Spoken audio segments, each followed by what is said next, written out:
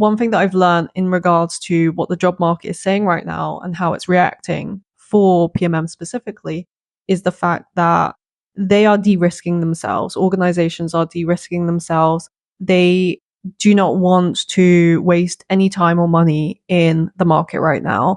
And basically they want to move and have the strategy in place, and they just want a PMM to fit into that strategy, whatever the strategy is. So I think back in the day, if we're speaking 2-3 years ago, it was a case where we as a PMM would come in and have that consultative mindset. Now it's a case of being reactive. A reactive PMM who comes into an organization and basically has the strategy that's already been agreed by the board or by the execs.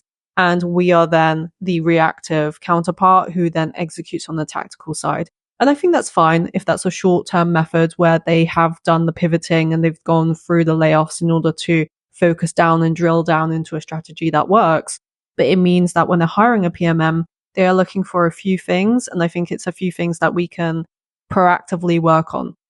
The main bread and butter of what they're looking for is trust. What do I mean by this? They're looking for someone who they are able to say with 90 to 99% confidence, if we hire this PMM, they would be able to act on what it is we need done.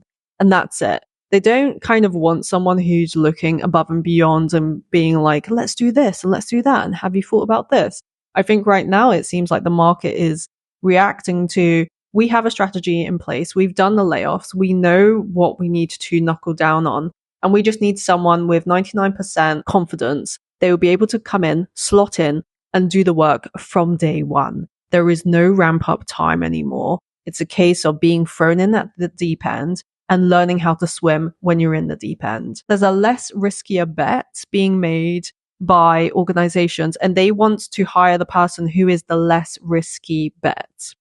So what does that mean? This is why sales enablement is coming up a bunch in job descriptions. Sales enablement comes up a bunch because how can you go wrong with it, really? If I really think about it, how can you go wrong? If there's a sales team that already has sales enablement and it needs it iterated, then you're able to do that. You're able to use the data and do so, and also bring in the consultative mindset as a strategic PMM with the competitive intel, the customer intel, etc. But also, if you're starting from scratch, that's amazing because you're going from 0 to 1. So again, it's de-risking it. And I think that's also something that the organizations, whether they've consciously or subconsciously thought about it, this is what I'm seeing. This is the trends that I'm picking up on. And I think if there's anything good with me, is one of my superpowers is recognizing trends and being able to pull together a synthesized hypothesis and also business acumen side of me being an economist from university.